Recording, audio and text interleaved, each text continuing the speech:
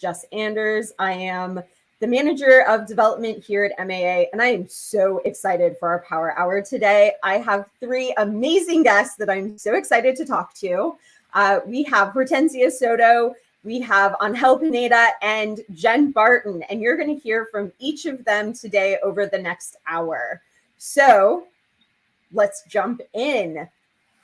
Hortensia, I am so excited to chat with you today about all things mathematics and MAA.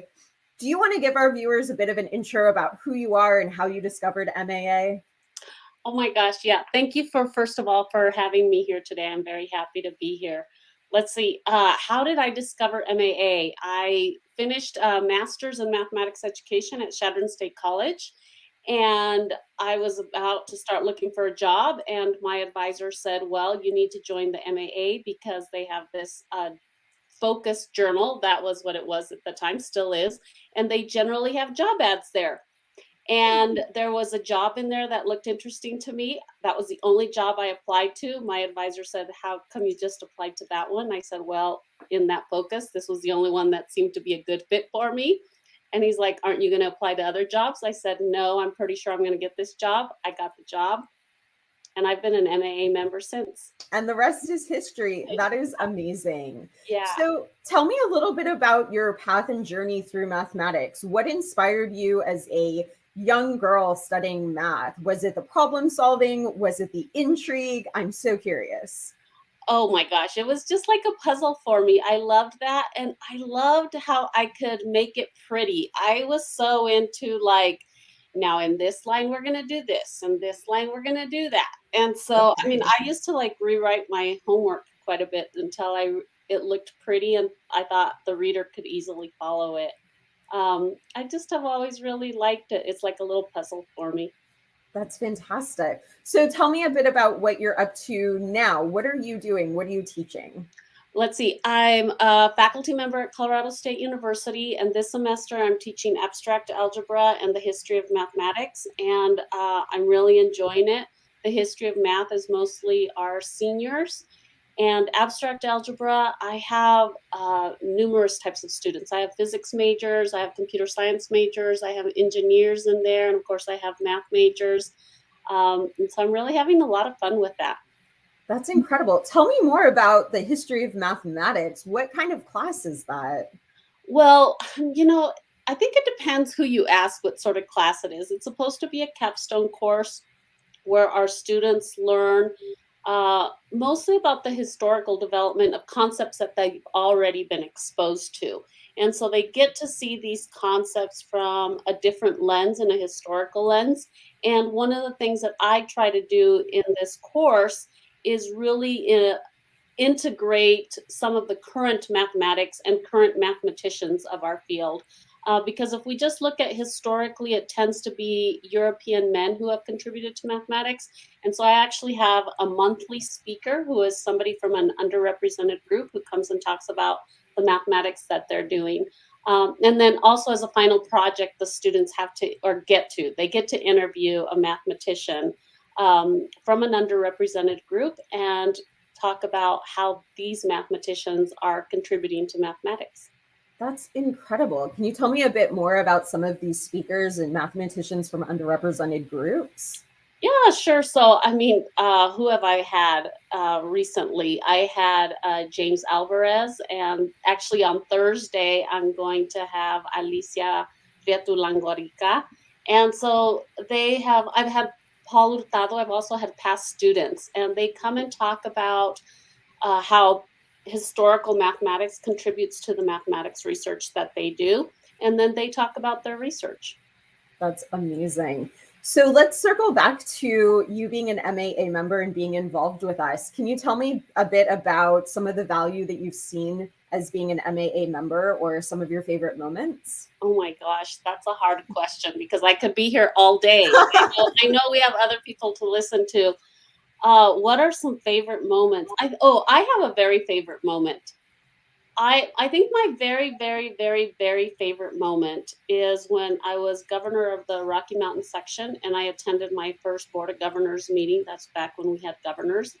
And I walked into the room, and up on the platform was Ann Watkins, Tina Straley, and Martha Siegel. Wow. Running the show. And I was just flabbergasted that there were these 3 women running the show. And I was in awe. And I think the coolest part about it is that Tina and Martha really took me under their wing and nurtured me. And here I am today. So that's a very favorite and special moment for me. That is, I'm sure that was a very powerful moment, seeing 3 women on stage, especially in mathematics. I know that a lot of women feel like they are not supported or encouraged to continue on with mathematics. So what an incredible moment for you to have experienced. Yeah, it really was.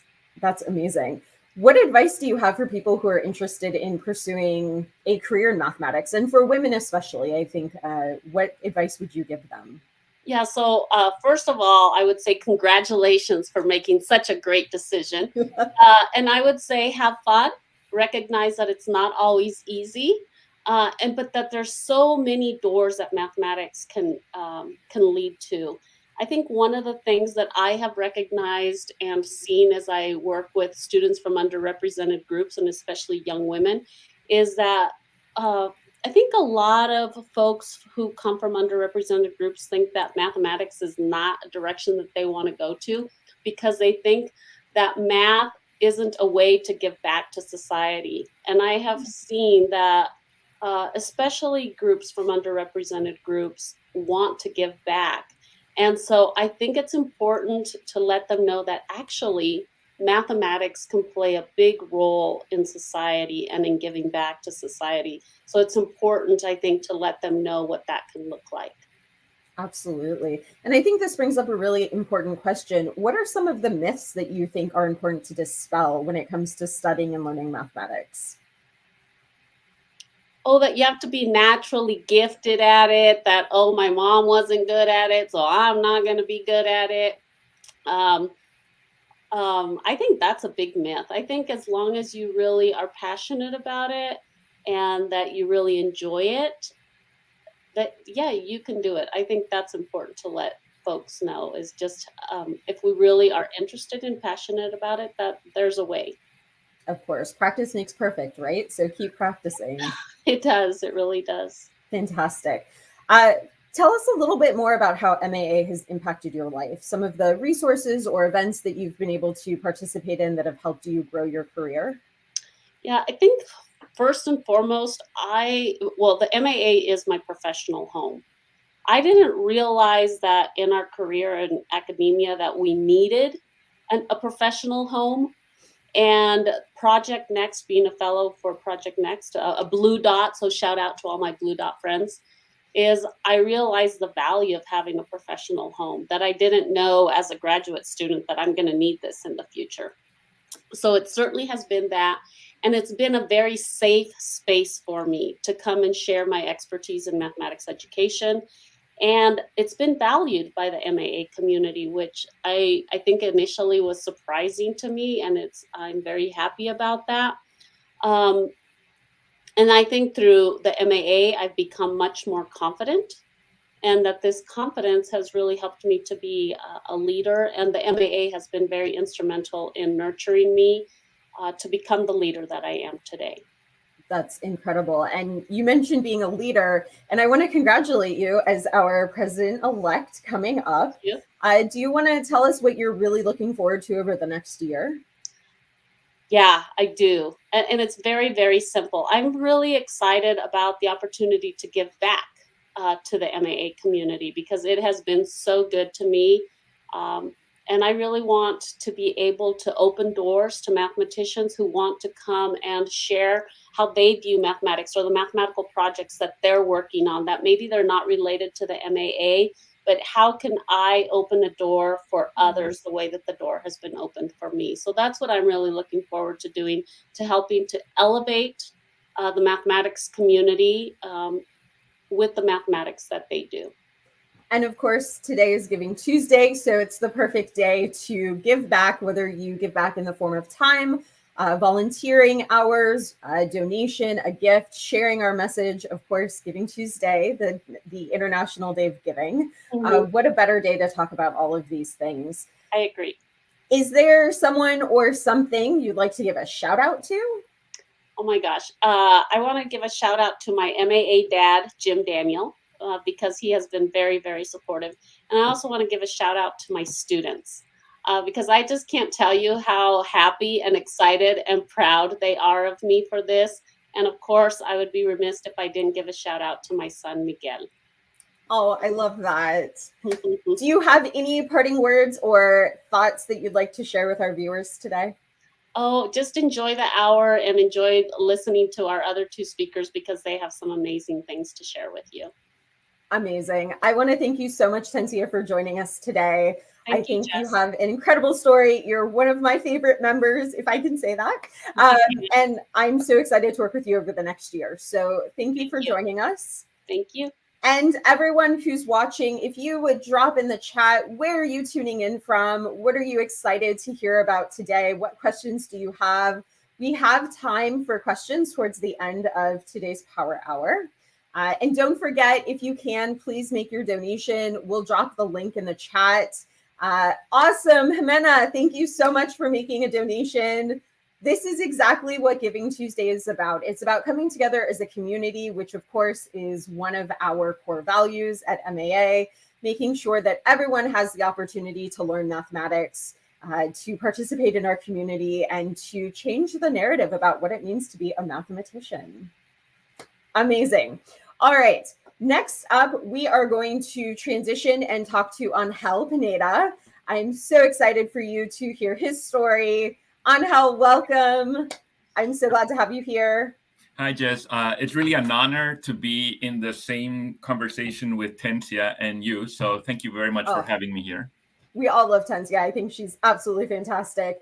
Let's talk about you, though. I'd love to know what inspired you to get involved in mathematics. What do you love about math? You know, like most of us, or a large number of us, it started when I was very small. My grandmother has a pulperia, like a small corner store out of her house. And I used to make change, you know, so it started with arithmetic and then it just went on from there. You know, I think I've always loved the universality of math and how I can use it anywhere. So, I mean, it started with my grandmother's store, really. Oh, I love that. I think for a lot of students, when they're young, they feel like if they're not good at math or they're not encouraged to practice math, they don't go on and continue to embrace it. What thoughts do you have about that? What advice would you give young students who are maybe feeling discouraged because they're not good at math? Yeah, you know, I mean, we all feel that way.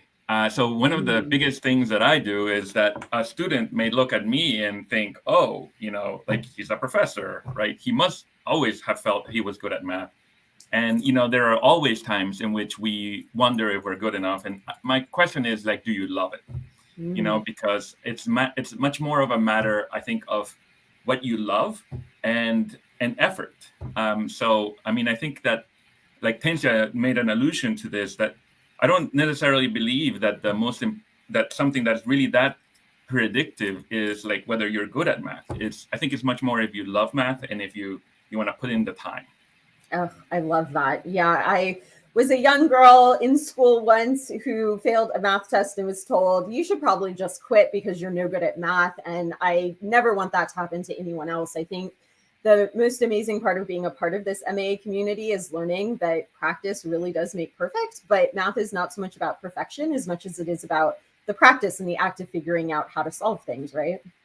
Yeah, you know, absolutely. And when I think about, you know, my students and even myself, right? So I think the process is the key, and, you know, falling down and getting up, persistence, right, is the key to success in math and in most things. And I think students tend to think that it should just come naturally. And I've never seen anybody for whom it just comes naturally. Everybody works hard.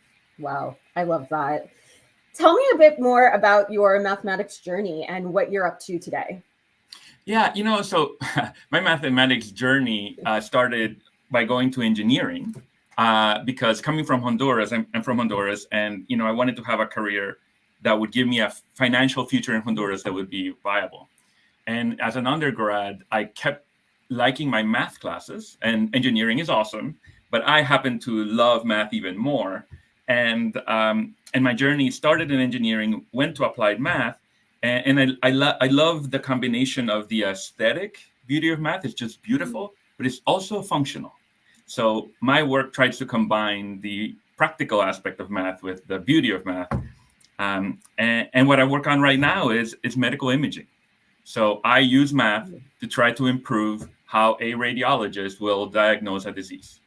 That's incredible. Can you tell me a bit more about that? How does that actually work in theory and practice? Yeah, so I love that, because people often ask, like, what is math used for? Like, what can you use it for? And in my case, I'll actually talk about my parents. My parents were both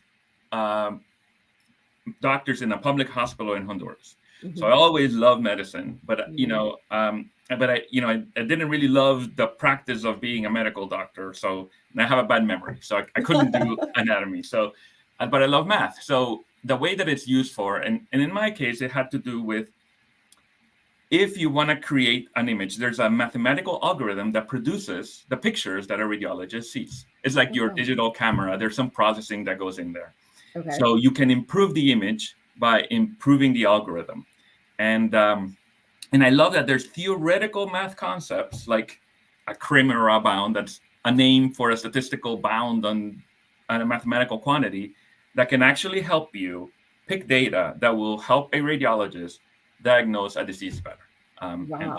And I love that combination of the beauty of math and then the practical version of math. Quite literally the perfect blend of both. That is amazing. Tell me a bit about how MAA has impacted and supported your career over the last however many years. Yeah, so MAA has been huge for me. I think maybe more than most other mathematicians. And it is tied to my interdisciplinary background. So Tencia said MAA is her home. But, I when I was a grad student, I would go to medical imaging conferences. And I was an undergraduate engineering student. So So when I connected through MAA, I did it through Project Next. And that sort of it became my teaching home. So it allowed me to connect with a community that I didn't feel a part of until I really connected through MAA and Project Next in particular. And it's been amazing in terms of creating opportunities for me. And tell me a bit more about Project Next. How are you still involved in your community? Do you feel like it's a community that you'll take with you forever?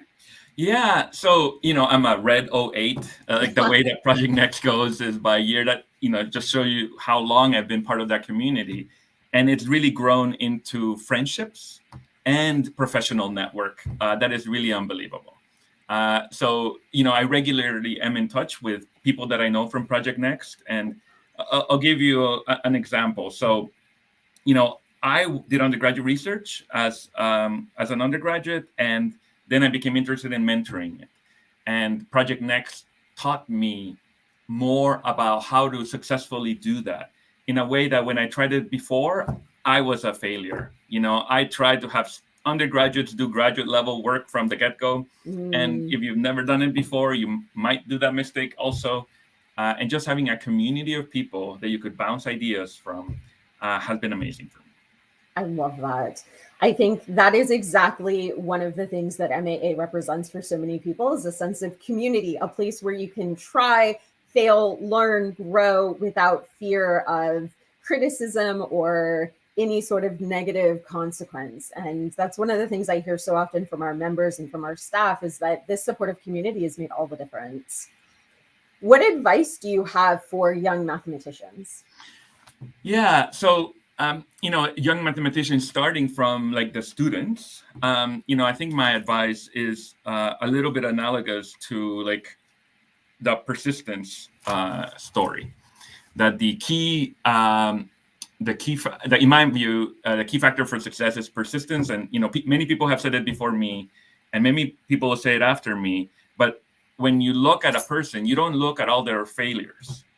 You only look at the things where they succeeded. So, for example, I've gotten some grants, So if you look at my CV, you see, oh, they got grants. They don't see like all of the times I was rejected, or I didn't pass my qualifying exams the first time that I took them. You generally tend to see, oh, they got a PhD, but they don't see the process was a bunch of failures on the way. So I would say my biggest piece of advice is, a challenge is an opportunity for growth. And then if you fail, just keep getting up. I love that. Thank you so much for joining us today. I'm so glad we got to hear a bit about your story and your work. And thank you for being an incredible member of our community. Thank you, Jess. Of course. All right, everyone. We are going to take a very, very short break, and we have a quiz for you. And I can say that the top 3 scores for our quiz might receive some MAA swag. So make sure you're paying attention. I'm going to share my screen and get this started. All right. Let's see.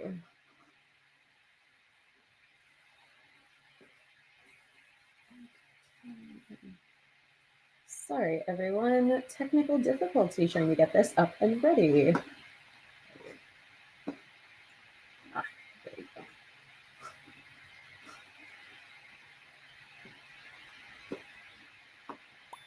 All right, hopefully everybody can see my screen. If you are not familiar with playing Kahoot, you can go to kahoot.it, type in the game pin, and once we get players in the room, we will get this started. There are about 10 questions, and we'll take about 5 or so minutes to run through this.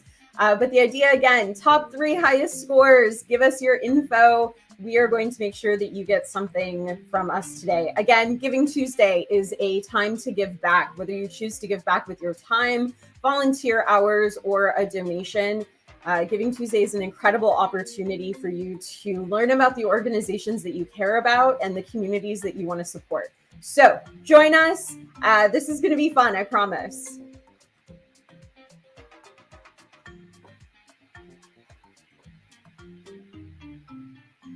And I'm going to go on mute while this is happening, but we will get started in just a minute. Remember, kahoot.it, type in our game pin, and you could win a prize today.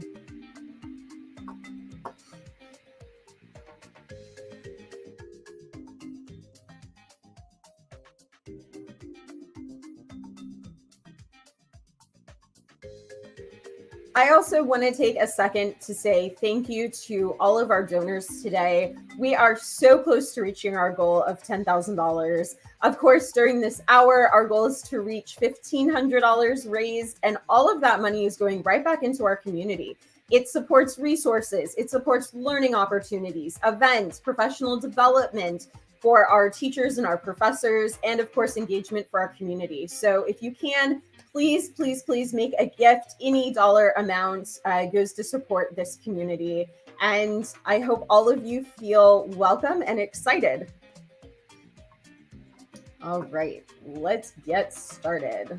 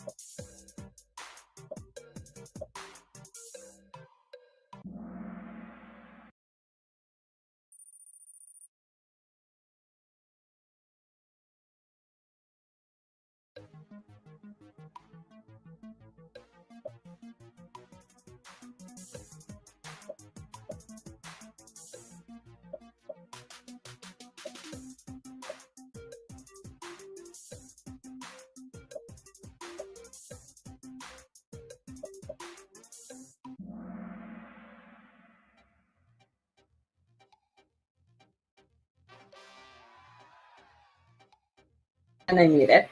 All right, welcome back, everyone. I hope you had fun with our little Kahoot there.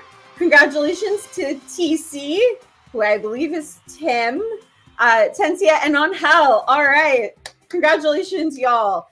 Just make sure we have your information. Our team will tell you how to reach out to us, but congratulations. You know a lot about MAA and the work that we do, and that is exactly what we're here to do today, is to share the work that our members are doing, to remind our community why it's so important to support MAA, and to celebrate this incredible day of giving that is happening around the world. And with that, we are going to dive right back in. But before I do, I wanted to give a shout out to some incredible donors. I want to say thank you to Tensia, Angel, Tim, and a bunch of others who have made donations and supported us today. This is exactly what we were hoping to see. It's donations and it's the support of donors just like you that make MAA an incredible community. And without each and every one of you, we wouldn't be able to do what we do. So thank you. All right, next up, I have Jen Barton, who is absolutely fantastic. And I'm no introduction needed. Jen, I'm going to let you introduce yourself. Tell us who you are and what you do. Sure. Thanks, Jess, and thanks for having me. I'm really excited to participate in Giving Tuesday. My name is Jennifer Barton. I am the Director of Competition Operations for the Mathematical Association of America. I've been here about 4 years, and it's been quite a ride since I started. So I'm thrilled to be with MAA, and I'm really excited to be here today. I'm so excited to have you, and I can't wait for all of our viewers to hear about the incredible work that you and your team are doing. Do you want to start off by telling us a bit about what is AMC? What is the American Mathematics Competition? Yeah, sure. I think I'll first start by saying MAA AMC is more than a competition. We're more than you show up on one day and take a test. We're an entire program. We have a program that supports girls in mathematics. We have free resources online that we share for free with our community. We have videos that we share. We're really here to be a resource for teachers and students. At the core of it, though, we do have competitions.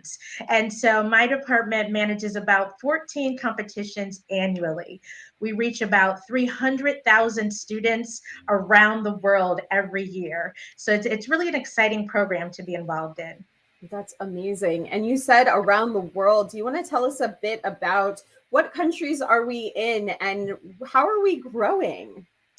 Yeah, just I'm thankful that there are other competitions, and I think they're all awesome. I think anytime you have a chance to exercise your math skills, that's a great opportunity. But our competition is still in demand, and so I'm really, really proud that we're in just about every continent. We're in Europe, Asia, Africa, North America, South America, Australia. We're in every country from Nigeria and Kenya to Brazil and China. So we're really, really pleased with the demand that our competition has. I'm personally pleased that we just reached so many children.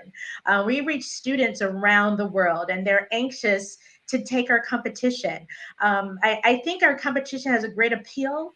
I think the problems in our competition are the types of problems that you walk away thinking, gosh, I think I could try that differently next time. Or what if I reworked it? I wonder if I should work that problem differently, or maybe I should take another look at it and see another way that I can engage or apply another theorem on that problem. And so I think our problems are challenging. They're a little different than the Common Core curriculum. And so they're analytical and they're challenging, and they really promote critical thinking from our students. And so it's really fun to be part of a program that's engaging with students around the world in that way. Absolutely. I mean, how many other organizations do we know that can support the amount of students in the amount of places that MAA reaches? I think that is absolutely one of our strengths. And of course, comes back to community, right? Because we can't do this without our amazing community. Tell me a bit about, what do you love about MAA? What do you love about the work that you get to do each day? So I got lucky. I get to combine my personal loves with my professional loves. So personally, I love students and I love math. I actually, I went to Howard University about 30 plus years ago to be a math teacher. And so I was in the School of Arts and Sciences, and I ended up changing to business, still a way to connect with mathematics. But it's been a personal passion for a really, really long time. And then now I get to combine it professionally. Professionally, I get to reach kids. I get to reach students who are still deciding what path do I want to take? What direction do I want to go? I was never told to pursue my passions as a child. I was told to go to school so I could get a job. Go to college, figure out what you want to do so you can get a job. I feel like in this role with MAA, we're able to reach kids at a really critical time when we're like, hey, do you like math? Let's do it. Let's do it together. There's so many opportunities. There's so many opportunities in mathematics and STEM. And I'm just so, I guess, honored to be a part of the student experience at their stage in their life. I think just asking kids, hey, have you tried math? Do you want to be a part of this? And I think a lot of kids are asked, hey, join the soccer team. Hey, join the basketball club. Hey, come be a cheerleader, or whatever the case may be. And I don't know if all student groups are asked, do you want to try the math club? Do you want to try this math problem? It's actually kind of cool. It's kind of thought provoking. It's something that you can think about kind of afterwards. And so I love that about the MAA. I guess a while ago, we redid the MAA core values. And so when I think about community, inclusivity, communication, teaching and learning, I don't know, I got lucky that I work for an organization that promotes that as their core values. So that's why I'm here. That's why I've been with MAA. That's amazing. And I really want to dig into something that you said about asking students, hey, do you want to join the math club? I think one of the threads that I've heard in a lot of our conversations is that young students aren't maybe encouraged to pursue math. So how do you see AMC opening the door for these students and giving them an opportunity to explore a whole new set of talents that they might not know they have? Yeah, that's a great question. And that's where, again, I'm so excited that MAA AMC is more than about the test. It is about building that community, and it is about the power of the invitation, the power of inviting different groups, different ethnicities. We had a really robust discussion about what underrepresented means. And so for me, it could be underfunded, or it could be ethnic groups, or it can be gender identities. There's so many things that I think about when I think of inclusivity. And inclusivity for me is everyone.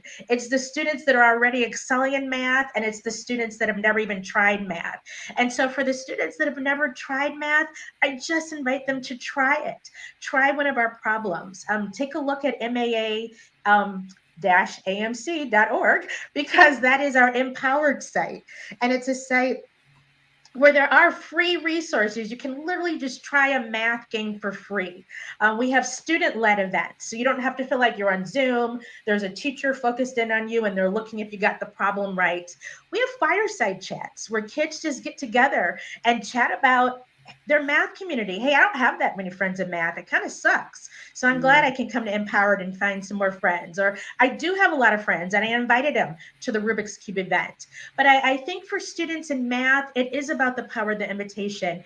And I think that's what our department is really focused on, is making sure inclusivity involves everyone, the students that have never been asked and the students that are already excelling, to just try it. And if you like it, that's awesome. And if you don't, hopefully it sparked something in you, sparked a curiosity that maybe you're open to try new things now. And so I'm glad we get to reach students at that stage. I think that is so important, the power of invitation. You mentioned our core values. Of course, community and inclusivity are two big ones. And the power of the invite really helps to bridge those two together. Tell us, what are you excited about in the next year or so? What's coming down the pipeline for you and your team? Sure. One of the major pieces that we're working on is our new DEI initiative. I think, when you're sitting in meetings and they're like, who's for DEI? I'm like, yeah, Black kids in math, let's go. But then I don't really do too much in my job. Then I come back to my desk and I sit down and I get involved with my task for the day. But now my team, our department is designing a DEI strategy. We're intentionally and unapologetically going to reach out to underrepresented underrepresented groups. We want to lift up all people in math, and we want to invite people that are typically not represented in mathematics to the table. I think the playing field is big enough for everyone. You know, everyone can be a part of this team. And if you love math, great, come to the playing field. We're here. And if you're not introduced to math, or maybe traditionally you haven't seen yourself in mathematics, or you haven't seen people that look like you or identify the way you identify, we're going to build a place for that. And so fingers crossed, this fall, we'll launch our new DEI initiative. It's inclusive of a new program called AMC for All. AMC for All will be a package that kind of starts with some surveying on how do you feel about math? How did you feel previously when approaching a math problem? What did you think about trying that problem? We'll take some competitions, we'll have some fun exercises and resources, and then we'll end with a competition. And my goal is that, yeah, we want scores to improve. So, hey, you got a 10, now you get a 12. But my goal is really reflected in the survey. How did you feel approaching math before AMC for All? And how do you feel approaching math after AMC for All?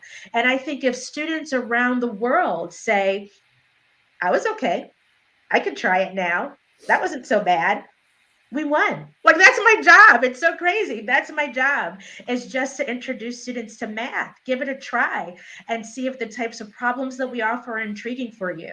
So there'll be a few more pieces in our DEI initiative, but that's what I'm really excited about this fall. I think that's absolutely fantastic. To your point, so many students aren't even given the opportunity or don't know maybe how to find their tribe or their community. So this low risk, easy entry opportunity for them to explore problem solving could really be the way that opens them up to a whole new career choice. What advice do you have for some of these students who are maybe struggling with math or feel like they're not good at it or aren't sure if they even want to explore it? I would say try it. And that's as simple as it gets for me, Jess. Try it. We have so many resources on our Empowered page. You can watch a video. You can watch a guy doing Rubik's Cube and see how that relates to mathematics. I think there is a stigma with mathematics sometimes for children. It could be hard. It could be hard to approach. But I think there's so many step-by-step places that we have as far as resources that you can go to, really fun videos that you can watch. I would just say try it. And once you try it, join us, join our community, and sit around with other folks that like doing math. It's not as bad, it's not as scary as you may think. And I think we've done a really great job. And when I say we have a team of professors that create our competitions, and it takes them almost a year and a half to select 25 problems that are really intriguing and creative and challenging. And so I'd say try the AMC and see how you do in the first 10. The goal isn't about the score. The goal is just feeling comfortable approaching it, feeling comfortable experiencing analytical problems. And then afterwards say, hey, teacher, I did the first 10. Can we talk through it together? So that's what I'd offer for students involved in mathematics. Keep going. We have something for you. We'll continue to challenge you. And for students that are new to mathematics, join us for one of our events. See what the kids talk about in one of the fireside chats. And you might find something that you're interested in. I love that advice. I think all three of our speakers today have talked about this. It's about trying. It's about the perseverance. It's okay to fail or to not understand it or to not get it. But that's exactly where community comes in, to support you and to help you through all of these different problems, problem-solving techniques, strategies, etc. Jen, I am so glad you got to join us today. Thank you so much for sharing a bit about your work and your incredible program. For everyone who's joining us, if you have questions left, I would love for you to throw your questions into the chat, and I invite all of our speakers back on screen. We'll get together. We'll have a bit of a Q&A open session. Please let us know, what is it that you're interested in? What was your experience like in mathematics? And with that, I'm going to open it up with the first question, which is, why do you love math? I know that all of you have touched on this a bit here and there, but I'd love to know from each of you, what is it about math that you were just so enamored with? And I will start with Angel. Yes, so I love the universality of math. So my current research involves psychology. When I first started studying math, I didn't think that I would be using mathematical models for how people see things. And then I've used it for things like MRI scanning, for predicting hurricanes. You name it, there's math in it. So I love that about math. I love that. Intencia? Sure. I love Anki's response because really, I think it kind of goes back to my thing that I said earlier about that math has so many, it opens so many doors in so many ways, and we use it in so many different ways that we can never imagine. And I will say that for me personally, because my work is in teaching and learning of mathematics, and because I do teach it, I love how mathematics gives me a place to build relationships and create relationships with people because I'm such a people person. And so I love all the relationships and the friendships that it's helped me to develop along the way. Amazing. And Jen? I have two quick answers, but I'll try to make them quick. One of the reasons I love math is I like winning. I like getting things right. I like solving the problems. It can take me a half a day, but if I get it right, I'm like thrilled. And so I wish it was a little deeper, but I just like winning and I like getting things right. And math, I was really good at it as a student, as a child. I liked that. I liked that feeling that I got. The second reason I like mathematics, though, is just the career opportunities it opens up to you. I remember going to college, and one of my dorm mates was an actuarial science major. And I was like, what's that? Never even heard of it. And so it's just, there's so many. I met someone a couple weeks ago that's a data science analysis for the NFL. I've met so many amazing professors.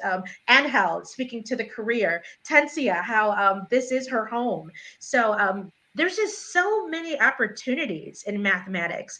And I appreciate that. And I appreciate that specifically as a Black woman, that I don't know if we're exposed to all those opportunities.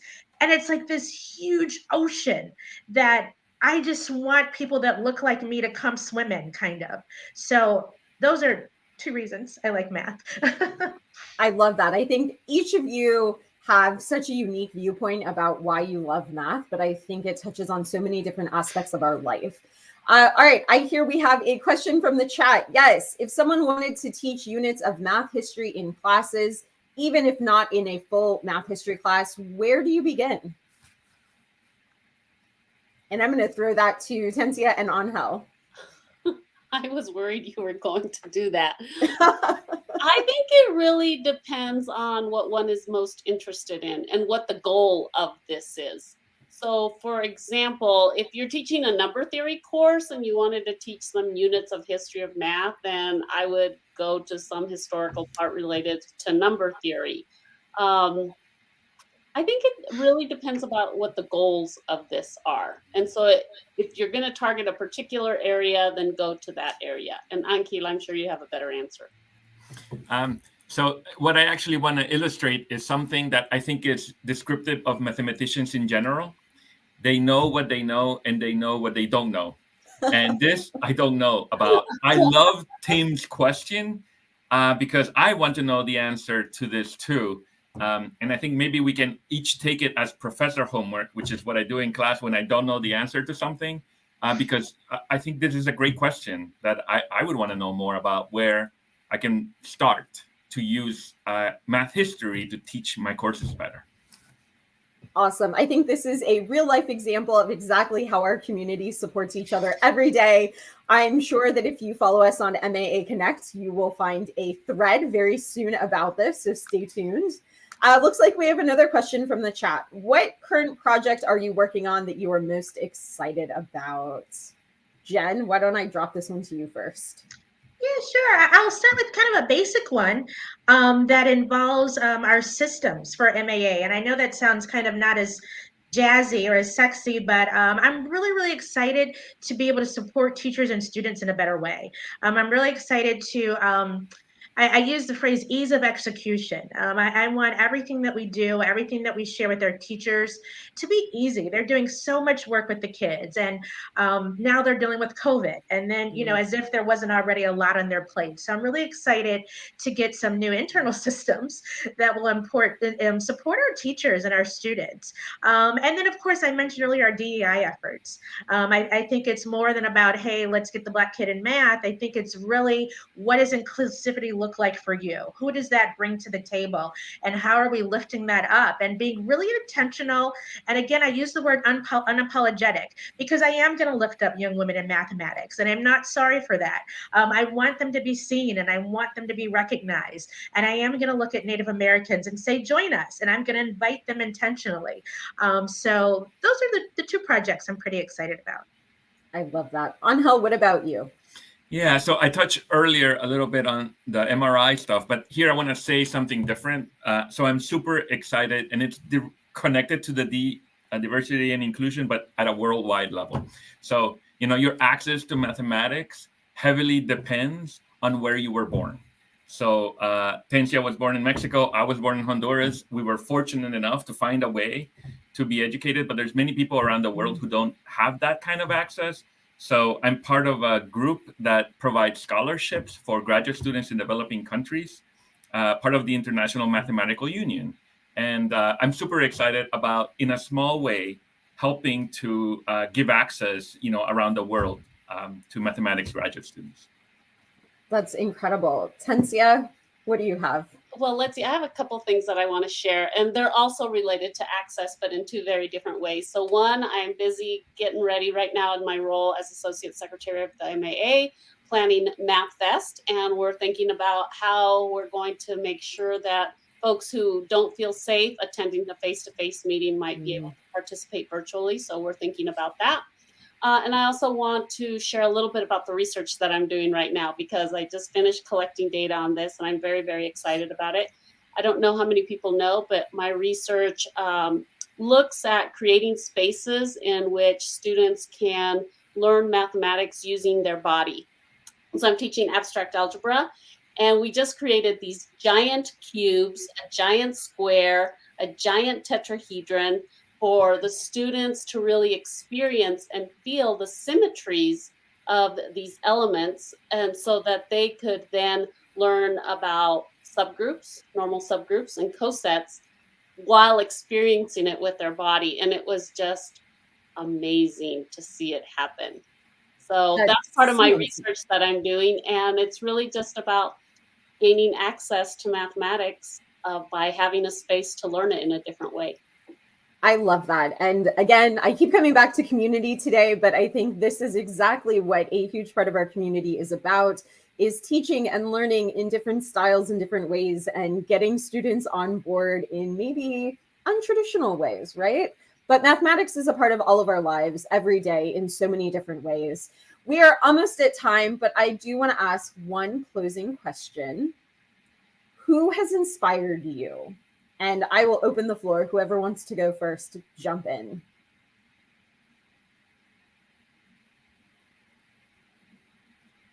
You're muted, Jen.